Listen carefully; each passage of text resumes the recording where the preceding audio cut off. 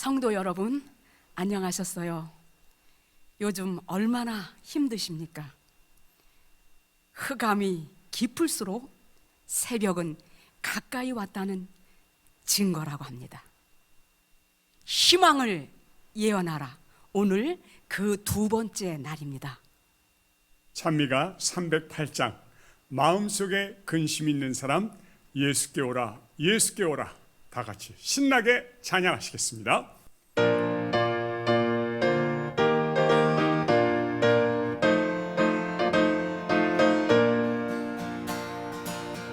마음속에 근심 있는 사람 예수께 오라 예수께 오라 슬픈 마음 있을 때라도 주 예수께 나오라 예수께 오라 예수께 오라 우리의 친구니 무엇이나 근심하지 말고 주 예수께 나오라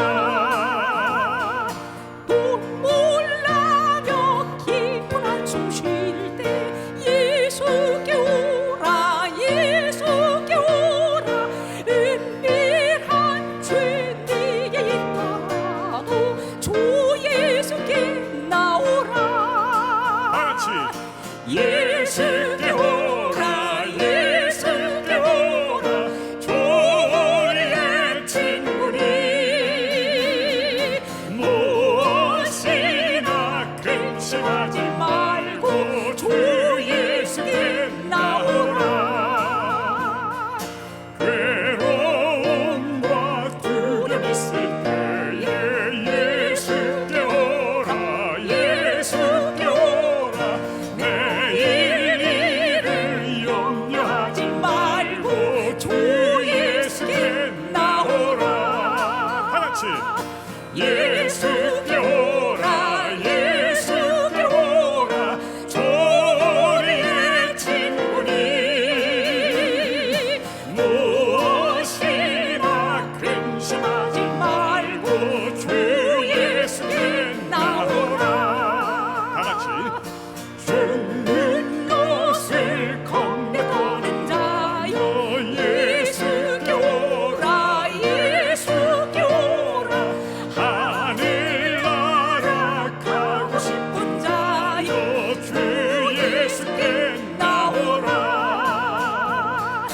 예수께 오라 예수께 오라 우리의 친구니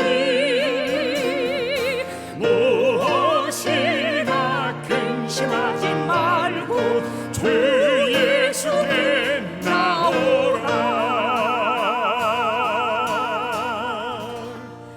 아멘. 다음 찬양은 찬미가 173장 슬픈 마음 있는 사람 예수 이름 믿으면 영원토록 변함없는 기쁜 마음 얻겠네 함께 찬양합니다.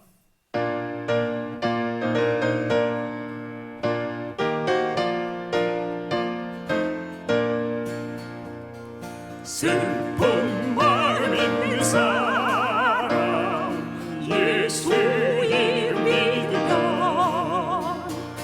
영원토록 변함없는 기쁜 마음 얻겠네 예수의 이름을 세상 소망 되시고 예수의 이름을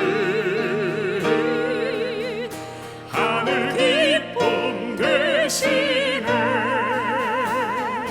구주 예수 이름 믿고 고생 믿음으로써 환난 시험 당할 때에 주께 기도드리세 아멘 다같이 예수의 이름을 세상 소망 되시고 예수의 이름을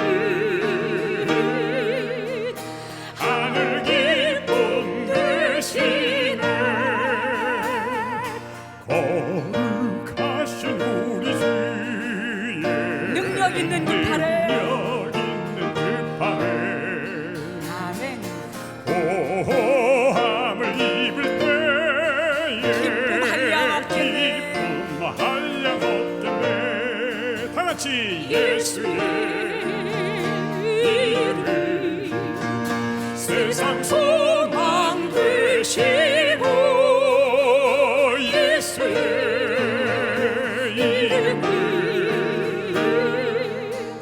하늘 기쁨 되시네. 다 같이 합니다. 우리 갈 길 다간 후에 보좌 앞에 나가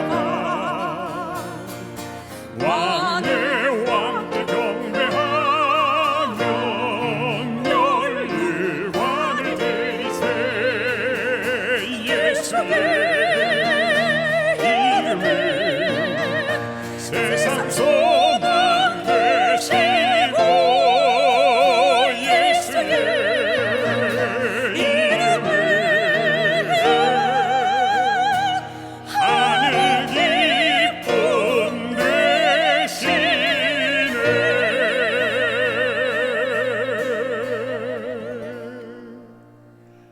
아멘. 다 같이 주제가 나의 힘이 되신 여호와여 내가 주를 사랑하나이다. 함께 찬양합니다.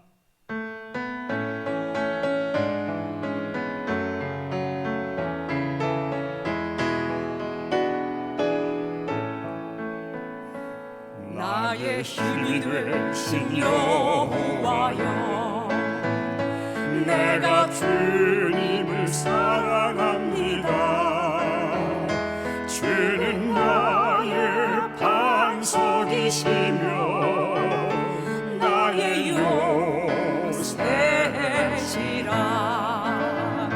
주는 나를 건지시는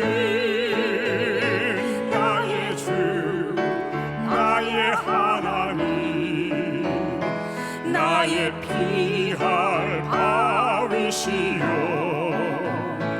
나의 방 되시라. 나의 하나님 나의 하나님 구원의 보리시여 나의 산성이라.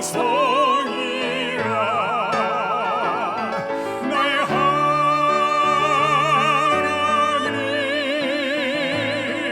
나의 하나님 그는 나의 여호와 나의 구세주. 우리 여자분들 나의 생명이신 여호와여 내가 주님을 찬양합니다.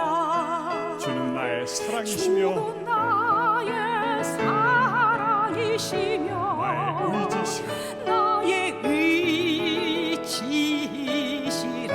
남자분들 주는 나를 이끄시오. 주의 길 인도하시며 주의 길 인도하시며 나의 생의 목자 되시니 나의 생의 목자 되시니 내가 따르리라. 내가 따르리라. 아멘. 다 같이 나의 하나님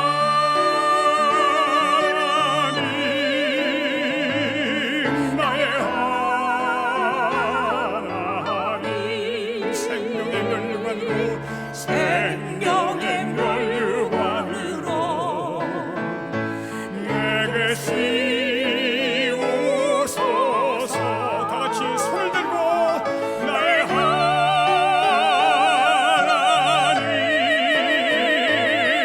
나의 하나님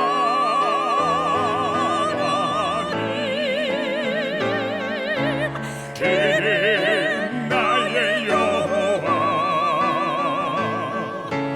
나의 구세주.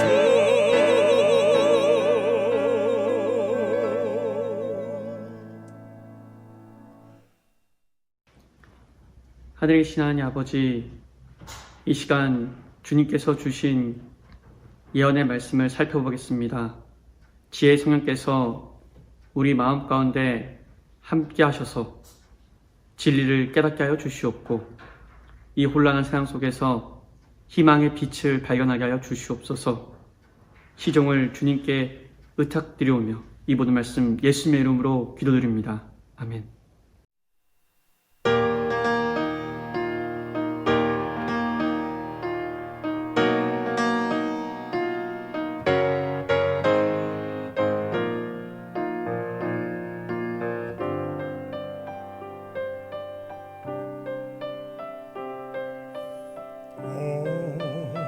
어찌하여야 깨끗이 은혜 갚으리 무슨 말로써 그 사랑 참 감사하리요. 하늘에 천군 천사라도 나의 마음 모르리라. 나 이제 새 생명이 있으니 주님의 은혜라. 하나님께 영광, 하나님께 영광, 하나님께 영광. 날 사랑하신 주, 그 피로 날 구하사 죄서 건지셨네. 하나님께 영광, 날 사랑하신 주.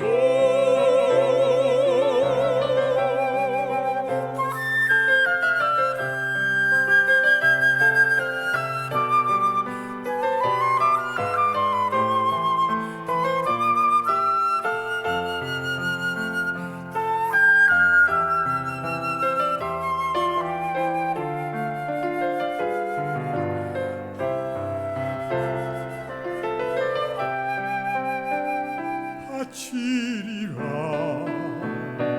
모두 나의 일생을 주님께. 세상 영광 명예도 갈바리로 돌려보내리.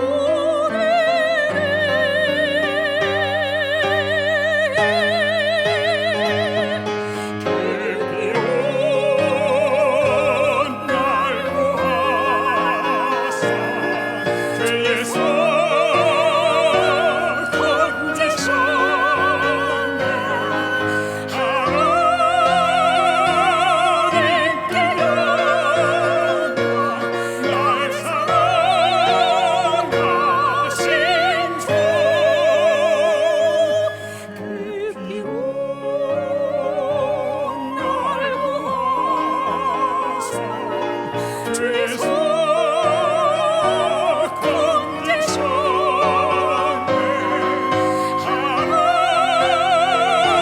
하나님께 영광, 날 사랑하신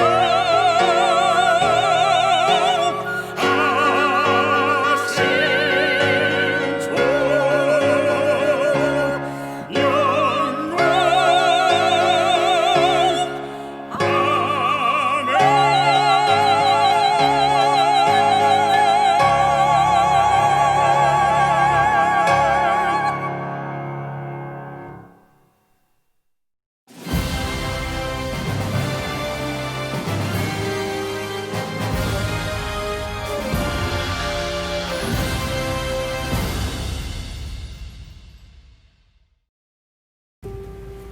주님의 이름으로 운안드립니다. 그리스 로마 신화에 의하면 트로이 전쟁의 발단은 트로이의 왕자 파리스가 그리스의 도시 중 하나인 스파르타의 왕비 헬레네를 트로이로 데려간 것이 발단이었습니다. 이에 분노한 그리스 연합군은 약 천척의 배를 타고 트로이와의 전쟁을 위하여 출발합니다. 하지만 수년간 트로이를 함락시키기 위하여 노력했지만 결국 성공하지 못합니다. 이제 스파르타인들은 무력 대신에 기만 전술을 사용하게 됩니다. 나무로 된 커다란 목마를 만들었습니다. 그리고 그 안에 무장한 전사들을 숨긴 후 트로이성 밖에 버려둡니다. 이들에게 있어서 말은 행운의 상징이었습니다. 그러했기 때문에 트로이인들은 그 목마를 성 안으로 행운의 상징으로 환영하며 가지고 들어오게 되었습니다.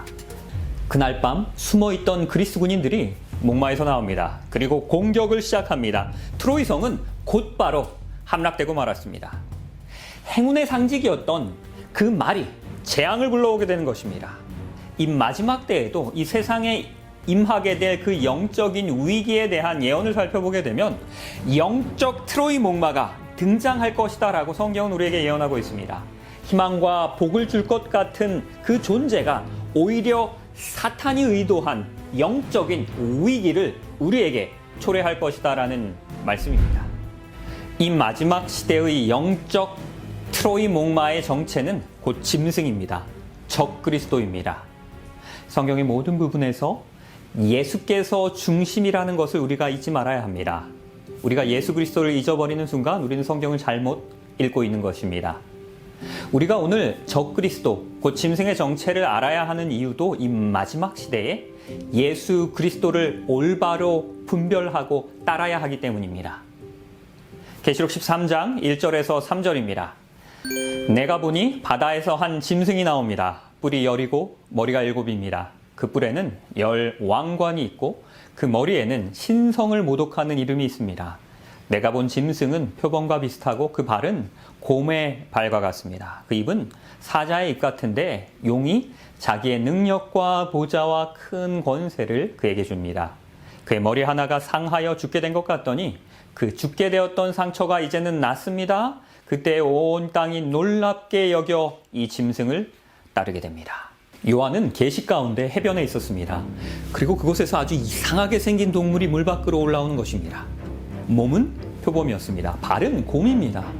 입은 사자와 같습니다. 그리고 용이 이 짐승에게 힘을 줍니다. 이것이 무슨 뜻입니까? 우리는 성경에서 그 답을 찾아야 합니다. 첫 번째 가장 큰 단서 중 하나는 이 동물이 바다에서 나왔다는 것입니다. 성경의 다른 경우에 이 바다가 어떠한 상징적인 의미로 사용되는지를 우리가 찾는다면 바다의 의미가 무엇인지를 명확하게 이해할 수 있습니다. 그리고 계시록 17장과 계시록 13장은 아주 밀접한 연관이 있습니다. 계시록 17장 15절에서 그 물의 의미를 우리에게 설명해 줍니다. 또 천사가 내게 말하되 내가 본 바 음녀가 앉아있는 물이 무엇입니까? 백성과 무리와 열국과 방언들이니라. 이것은 이 이상한 짐승에 대한 또 다른 계시입니다. 음녀가 짐승의 등에 올라타고 있는 것입니다. 그리고 성경 예언에서 물은 무엇을 상징한다고 말합니까? 바로 백성과 무리와 열국과 방언입니다. 물은 곧 군중을 상징합니다. 요한의 시대에 유대인들은 실제로 그들의 이방 국가들을 바다라고 불렀습니다. 그리고 자신들의 나라를 그 바다 한가운데 있는 섬으로 묘사합니다. 또한 다니엘서 7장 23절에 의하면 넷째 짐승은 곧 땅에 무엇이라고 이야기합니까? 넷째 나라입니다. 성경 예언에서 짐승은 정치 권력 혹은 왕국을 상징합니다. 이 사실을 종합해 볼 때 계시록 13장의 바다에서 나온 그 짐승은 이방 국가들 사이에서 등장하는 한 나라입니다. 왕국입니다. 이 짐승은 동물원에서 볼 수 있는 그런 흔한 동물이 아닙니다. 아주 특이하고 괴상하게 생긴 동물입니다. 이 나라 역시도, 이 왕국 역시도 평범한 왕국이 아닙니다. 아주 독특한 나라입니다. 계시록의 언어와 이미지들 중 약 3분의 2가량은 성경의 나머지 부분에서 인용된 단어들입니다.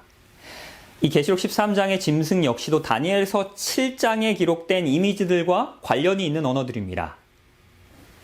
7장 2절에서 3절입니다. 다니엘이 진술하여 이르되 내가 밤에 환상을 봅니다. 하늘에 네 바람이 큰 바다로 몰려 불더니 큰 짐승 넷이 바다에서 나옵니다. 그리고 그 모양이 각각 서로 다릅니다. 여기서 다니엘은 요한이 받은 것과 거의 동일한 계시를 받았습니다. 다니엘은 거대한 하나의 동물을 보는 대신에 바다에서 올라오는 4마리의 서로 다른 각각의 짐승들을 봅니다. 그리고 이들은 이방 국가에서 나오는 서로 다른 4개의 다른 왕국을 상징하는 것입니다. 그리고 다니엘서 7장과 계시록 13장은 평행구조의 동일한 사건을 다루는 예언인과 동시에 또한 지난 시간에 배웠던 다니엘서 2장과도 서로 같은 평행구조입니다. 다니엘서 2장은 세계를 정복하고 다스렸던 일련의 왕국들의 모습을 우리에게 보여주고 있습니다. 다니엘서 2장에서는 느부갓네살이 서로 다른 물질로 만들어진 거대한 신상에 대한 꿈을 꿉니다. 이 금신상의 머리가 누구를 상징했습니까? 황금도시 바벨론이었습니다. 은으로 만든 가슴과 팔은 메데와 페르시아입니다. 그리고 동으로 만들어진 그 다리는 그리스를 상징했습니다. 마지막 철다리는 강력한 제국 로마를 상징했습니다. 그 후에 철과 진흙 발가락이 10발가락으로 나뉘어지게 됩니다. AD 476년 이후에 로마가 분열되게 될 것을 예언하는 것입니다. 다니엘서 7장 4절에서는 이렇게 이야기합니다. 첫째는 사자와 같은데 독수리의 날개가 있더니 내가 보는 중에 그 날개가 뽑혔습니다. 그리고 또 땅에서 들려서 사람처럼 2발로 서게 함을 받았습니다. 또 사람의 마음을 받았더라. 다니엘서 2장에서 언급된 이 첫 번째 왕국인 황금머리 바벨론과 같이 이 평행장인 이 7장에서도 첫 번째 짐승인 날개 달린 사자는 바벨론을 상징합니다. 마치 호랑이가 한국을 상징하고 흰머리 독수리가 미국을 상징하듯이 고대 세계에서 이 사자는, 특별히 날개 달린 사자는 바벨론의 상징이었습니다. 고대 바벨론의 이 벽은 사자 그림들로 덮여 있습니다.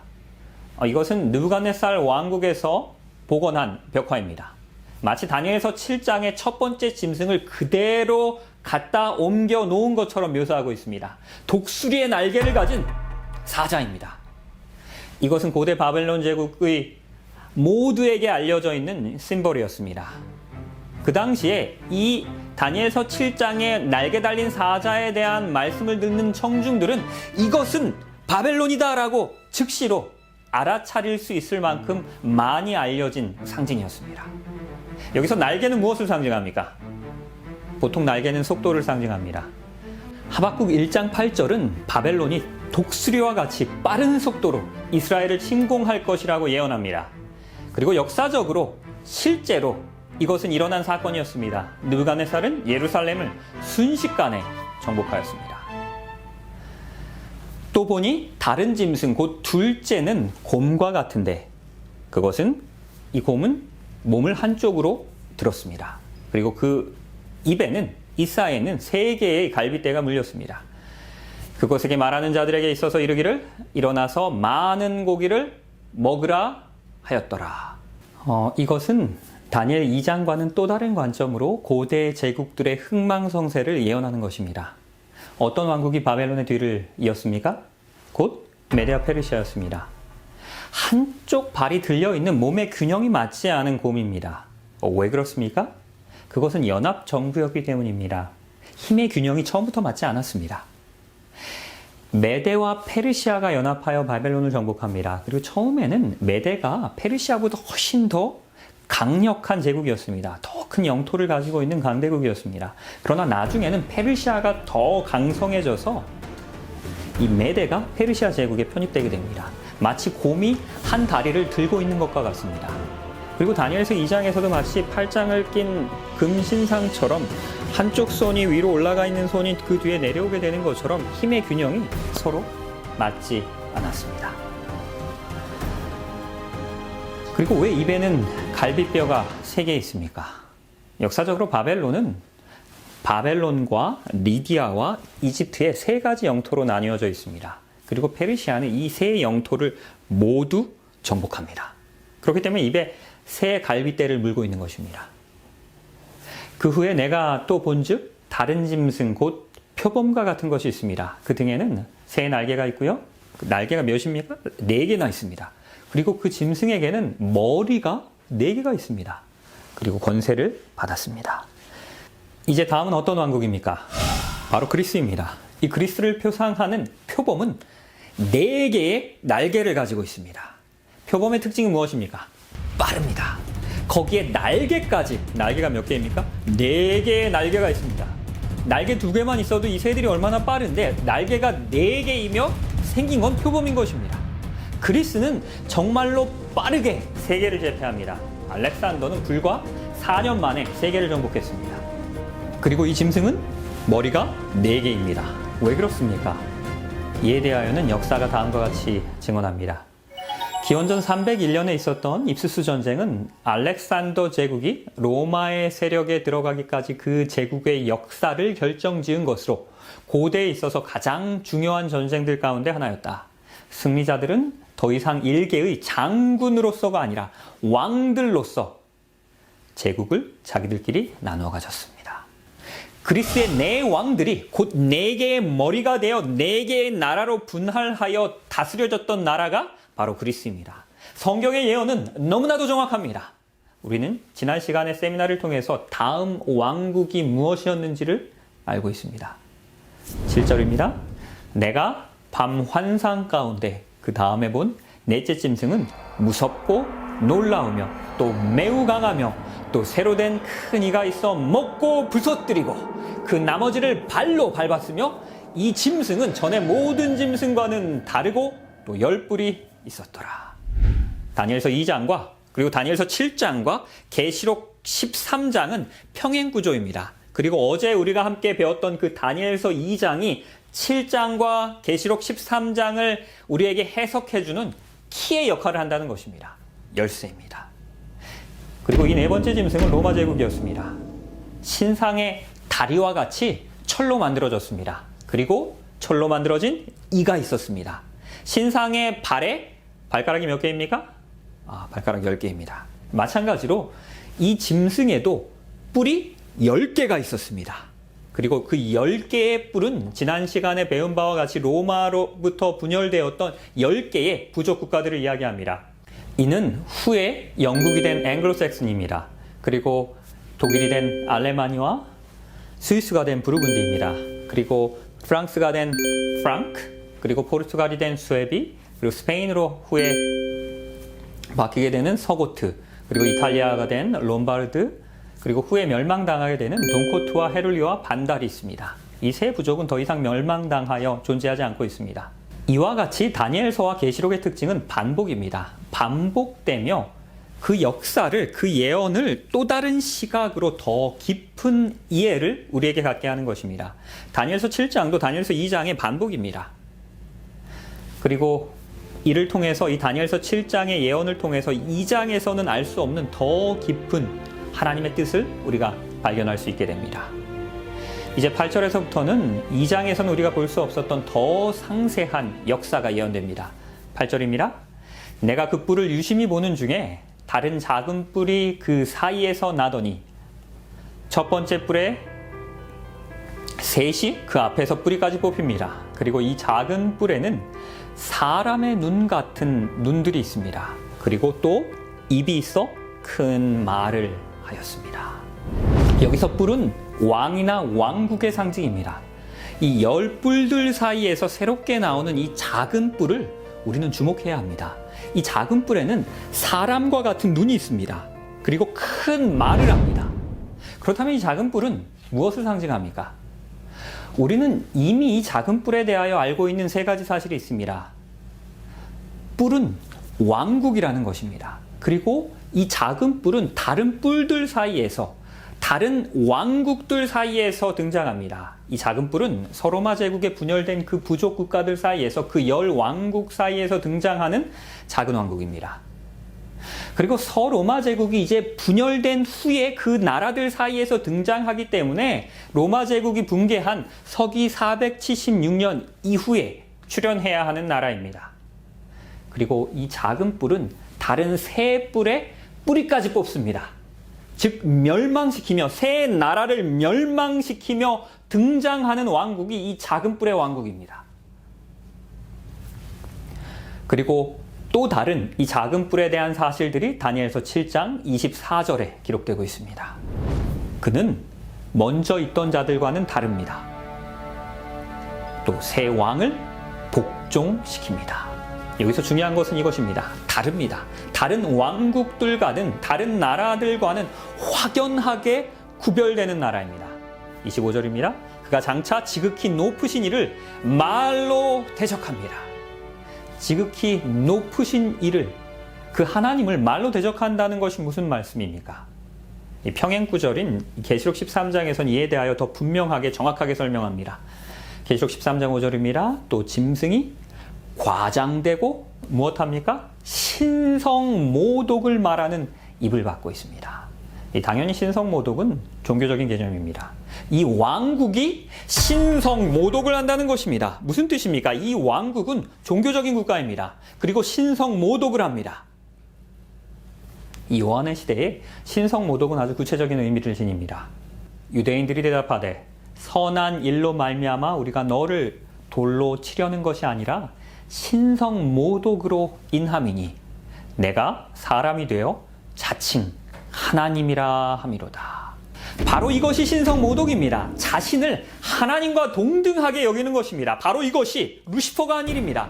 그는 하나님의 보호자를 탐내어 하나님만이 받으실 수 있는 그 경배를 자신이 받기 원했던 것입니다. 바로 이것을 성경은 신성모독이라고 이야기합니다. 또 마태복음 2장 7절에서는 또 다른 신성모독의 예를 이야기합니다. 이 사람이 어찌 이렇게 말하는가? 신성모독이로다. 오직 하나님 한 분 외에는 누가 능히 죄를 사하겠는가?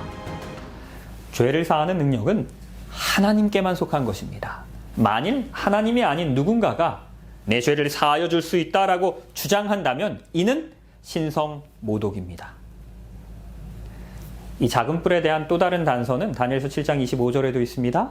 그가 장차 지극히 높으신 이를 말로 대적하며 또한 지극히 높으신 이의 성도를 괴롭게 할 것입니다. 성경은 이 작은 뿔이 하나님의 백성들을 핍박하는 세력이다라고 이야기합니다. 역시 평행장인 계시록 13장에서도 이를 확증합니다. 또 권세를 받아 성도들과 싸워 이기게 됩니다. 이 작은 뿔은 성도를 핍박하는 것입니다.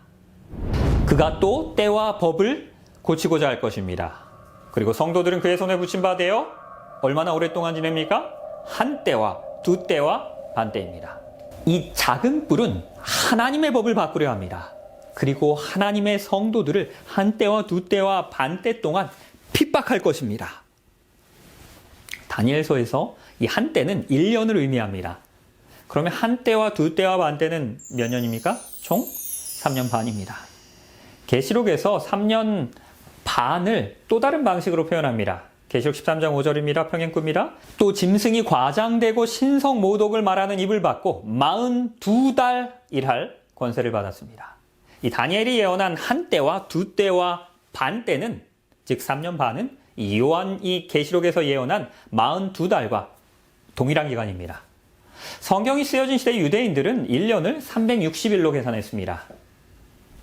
계시록 12장 6절에서 42달을 일로 환산하면 1260일로 계산이 되는 것입니다. 그리고 우리가 성경에서 이런 예언적인 관점에서 하루는 곧 1년입니다. 에스겔서 4장 6절에 의하면 내가 내게 40일로 정하였나니 하루가 얼마입니까? 곧 1년입니다. 성경 예언에서 하루는 곧 1년을 의미합니다. 이 원칙은 성경 예언 해석의 전반에서 적용될 수 있는 예언 해석 원칙입니다. 그리고 우리가 이것을 1260일의 예언에 적용할 때에 1260일은 곧 1260년이 되는 것입니다. 이 1260년 동안 작은 뿔의 세력이 이 세상을 지배하며 하나님의 성도들을 핍박한다는 것입니다. 우리가 지금까지 이야기 나눈 바를 다시 한번 정리하면 이 작은 뿔에는 8가지의 특징이 있습니다. 첫 번째는 유럽에서 등장해야 합니다. 로마에 분열된 부족 국가들 사이에서 등장하는 작은 왕국입니다. 그리고 AD 476년 곧 로마의 붕괴 이후에 출현해야 합니다. 그리고 새 나라를 멸망시킵니다. 다른 왕국들과는 다릅니다. 신성모독을 합니다. 성도들을 핍박합니다. 때와 법을 변경합니다. 1260년 동안 통치하며 하나님의 백성들을 핍박합니다. 역사에 이런 왕국이 있었습니까? 바로 우리입니다. 교회의 모습입니다. 이것은 중세 종교 암흑기의 교회의 모습이었습니다. 성경이 예언하고 있는 가장 큰 문제는 무신론자들이 아니었습니다. 공산주의자들이 아닙니다. 무슬림이나 다른 종교인도 아닙니다. 바로 우리입니다. 교회입니다. 이것은 성경이 분명하게 예언하고 있는 참으로 고통스러운 아픈 진실입니다. 바로 이것이 우리의 기독교의 역사였습니다.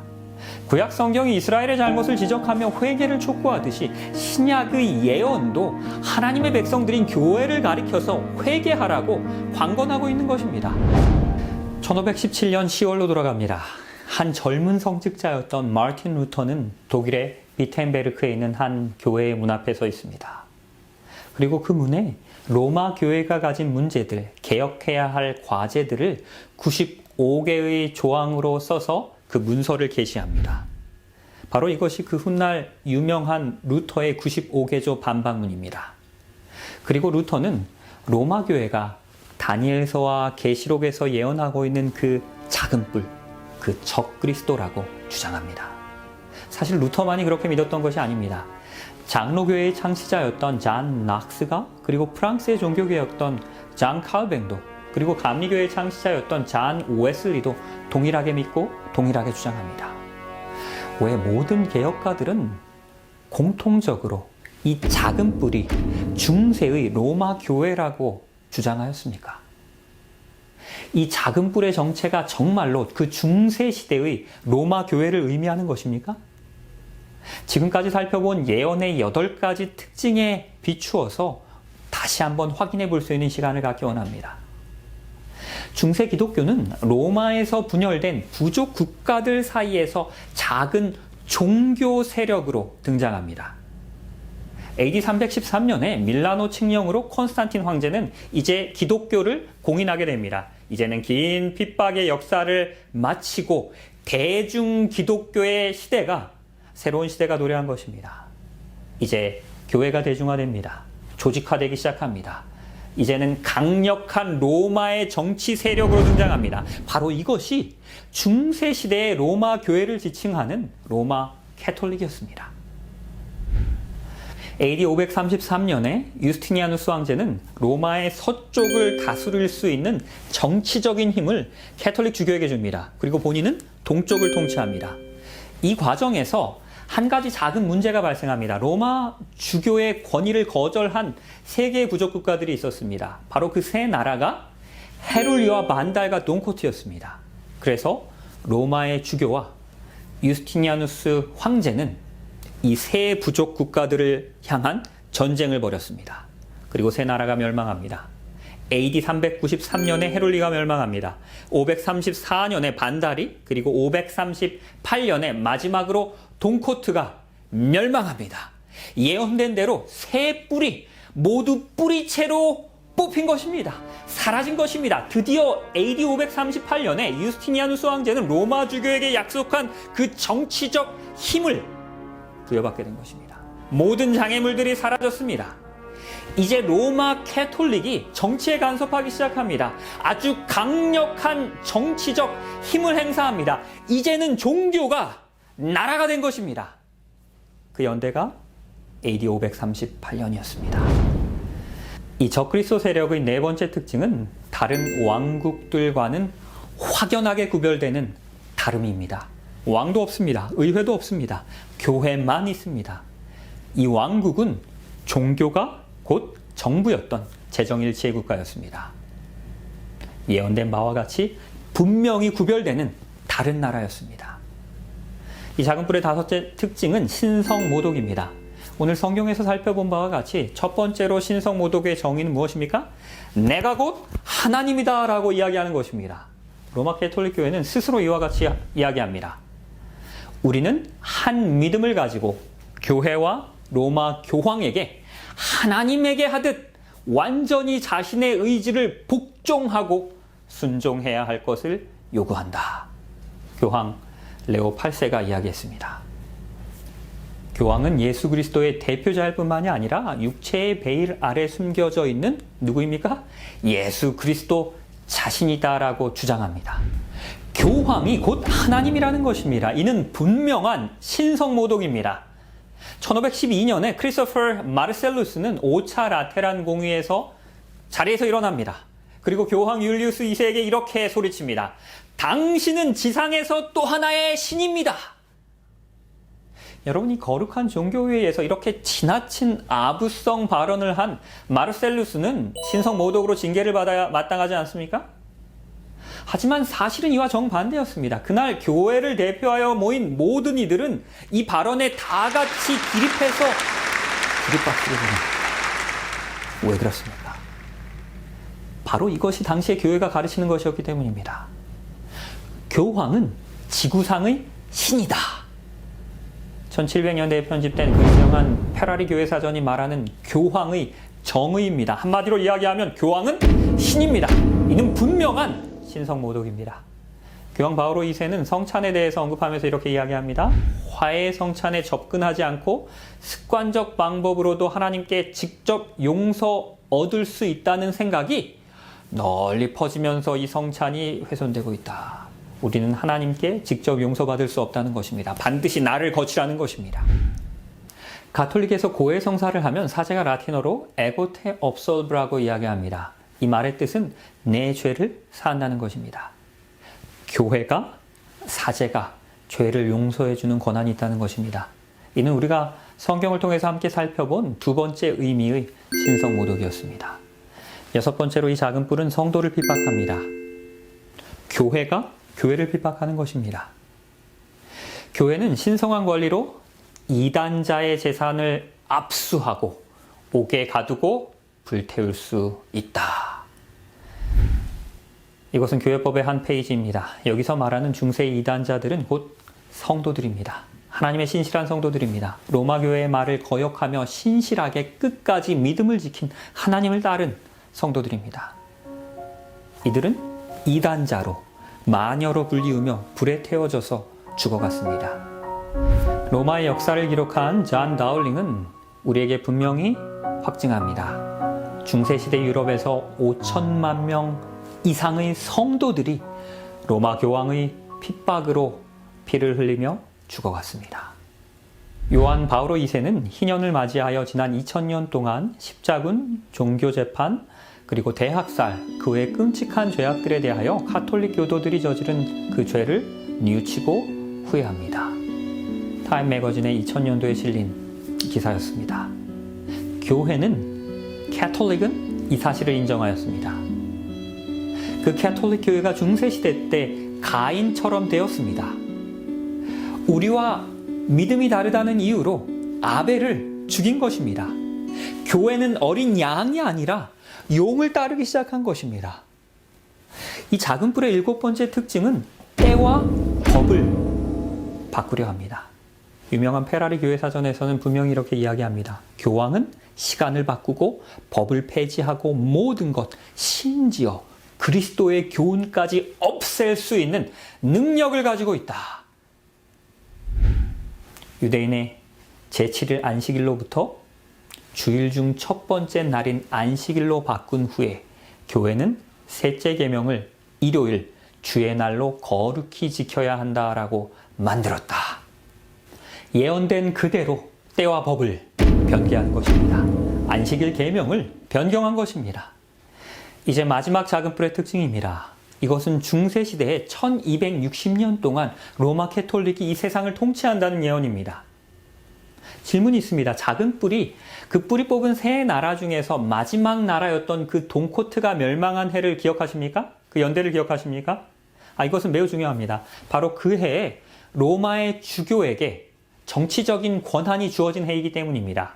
곧 교황의 로마 제국의 통치를 알리는 해였기 때문입니다. 그 연대는 AD 538년이었습니다. 그러면은 그 후로 이 로마 제국의 통치가, 로마 교황의 통치가 맞춰지는 해는 1260년 후입니다. 538에 1260을 더하면 몇입니까? 1798년입니다.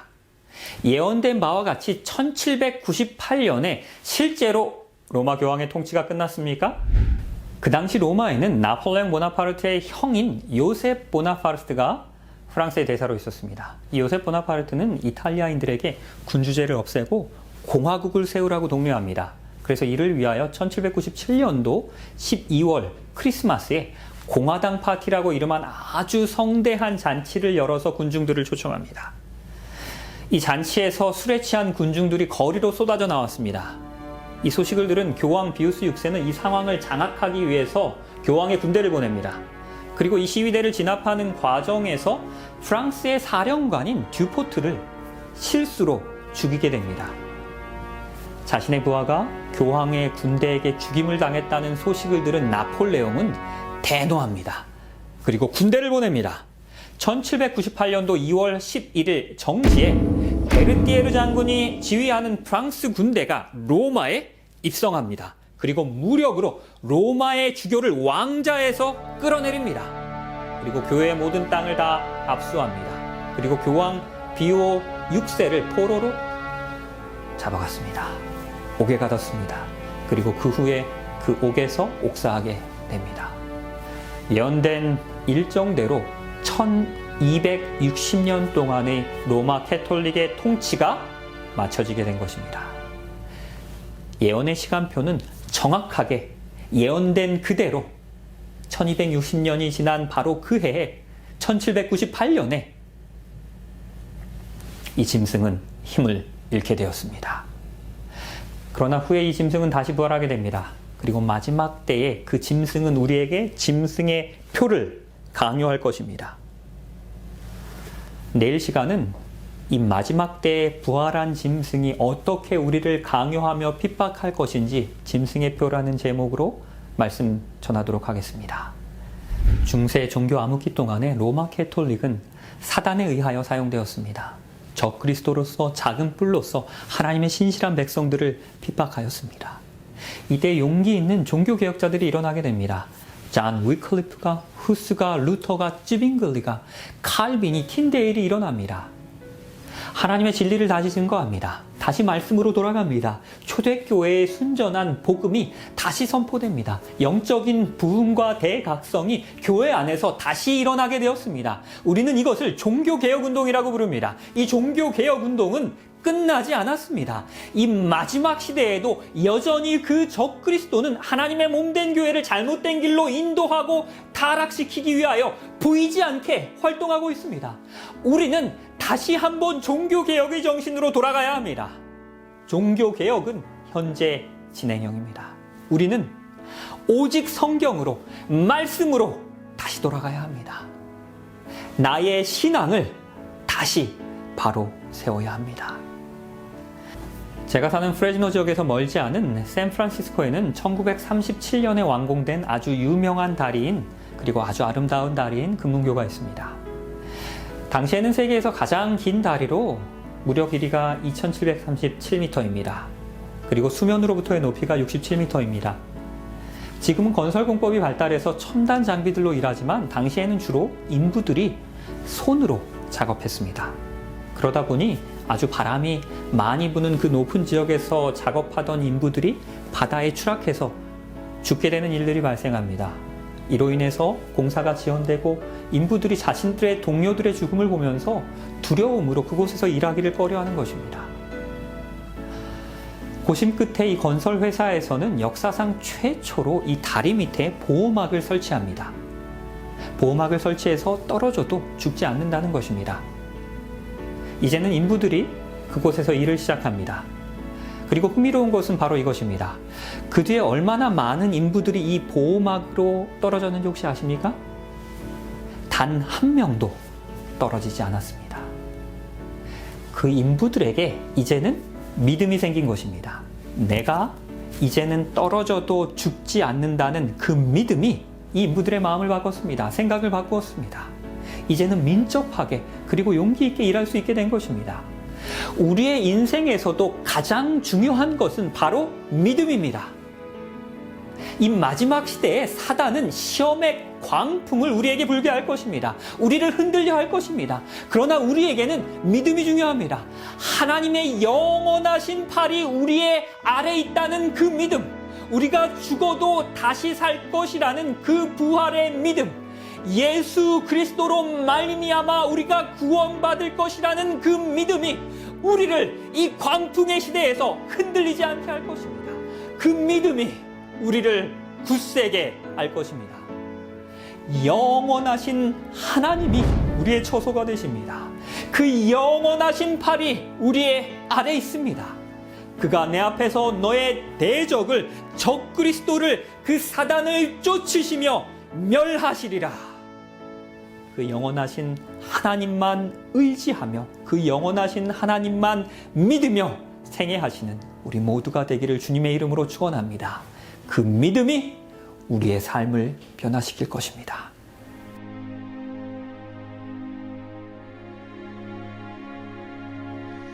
내 사모하는 주님 영광의 왕이시라.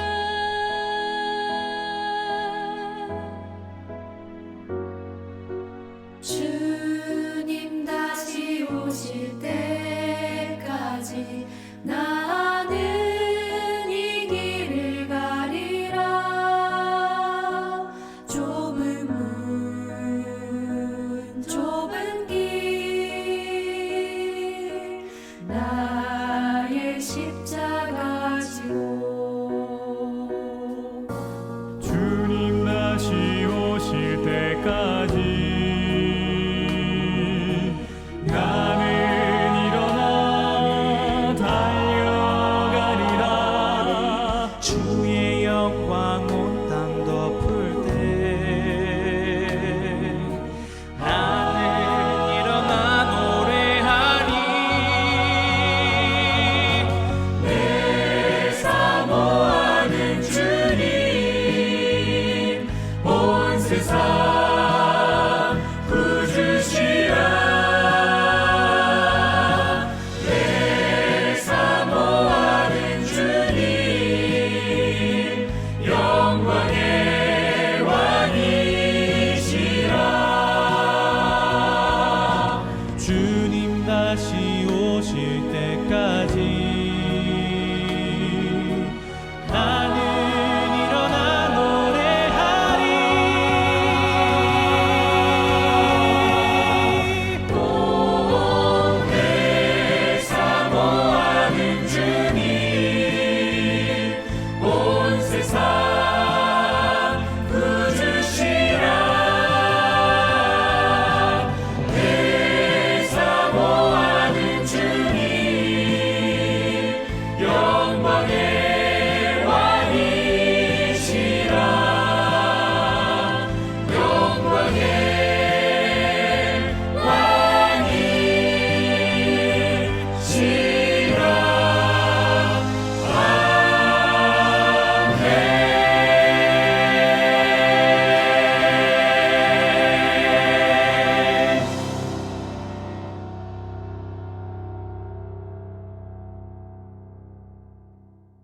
오 하나님 아버지, 이 마지막 광풍의 시대에 우리를 끝까지 붙잡아 주시고 주의 영원하신 팔로 우리를 보호하여 주시옵소서.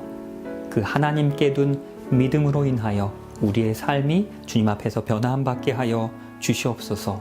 우리가 비록 죽을지라도 다시 산다는 그 구원의 믿음, 부활의 믿음이 우리의 마음 가운데 있게 하여 주시옵소서. 예수 그리스도의 이름으로 이 시간 기도합니다.